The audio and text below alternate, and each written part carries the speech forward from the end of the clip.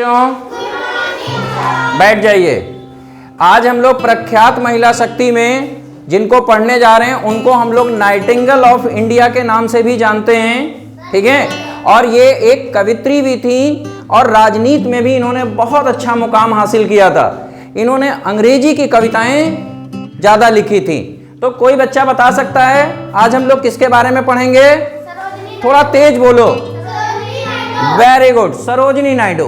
तो चलिए शुरू करते हैं। आज प्रख्यात महिला शक्ति में सरोजिनी नायडू। सरोजिनी नायडू का जन्म 13 फरवरी 1879 को हुआ था हैदराबाद में। ये इनका जो जन्म है वो एक बंगाली परिवार में हुआ था।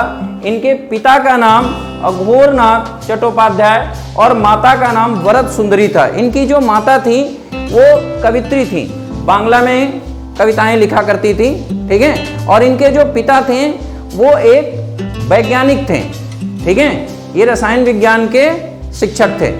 और आगे हम लोग जरा देखते हैं कि इनका जो जीवन काल था, शुरुआत में ये बहुत मेधावी रही हैं पढ़ने में, क्योंकि इनके पिता को ये लगता था कि इनको गणित में रुचि हो।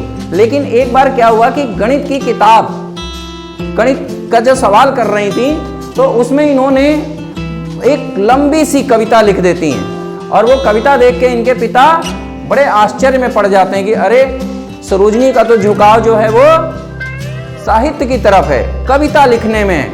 और वो कविता लेके उनके पिता पहुंचते हैं कहाँ? हैदराबाद के निजाम के पास।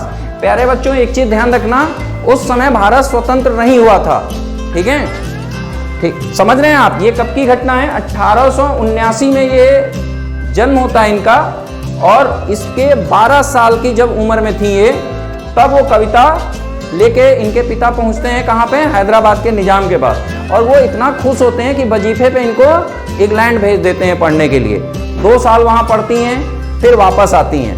अब जरा देखिए, इनके जो राजनैतिक पिता थे ये कौन थे? गोखले, ठीक है।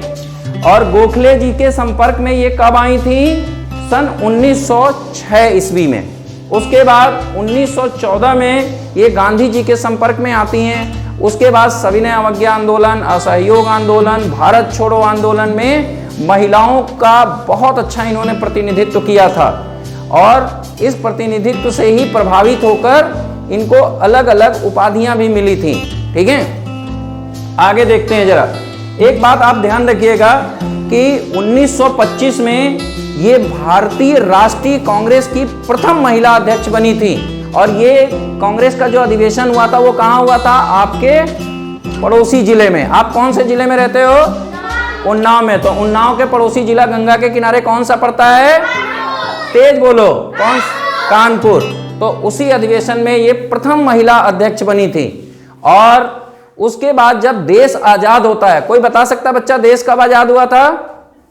15 अगस्त सन 1947, ठीक है। तो जब देश आजाद होता है तो ये उत्तर प्रदेश की पहली महिला राज्यपाल बनती हैं, गवर्नर, ठीक है। और कोई बच्चा बता सकता है कि राज्यपाल जो है वो कहाँ, उनका निवास कहाँ होता है?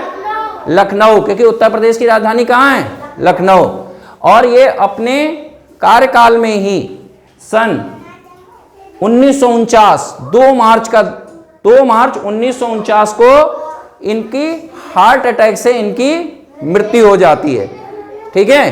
तो बच्चों, ये रही पूरा प्रख्यात महिला शक्ति सरोजिनी नायडू का जीवन परिचय।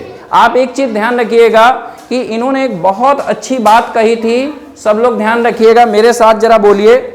एक देश की महानता बलिदान और प्रेम उस देश के आदर्शों पर निहित करता है, ठीक है। तो प्यारे बच्चों, जल्दी से सरोजिनी नायडू का जीवन परिचय पूरा विस्तार से लिख लीजिए, हम आपसे पूछेंगे भी। आज के लिए बस इतना ही।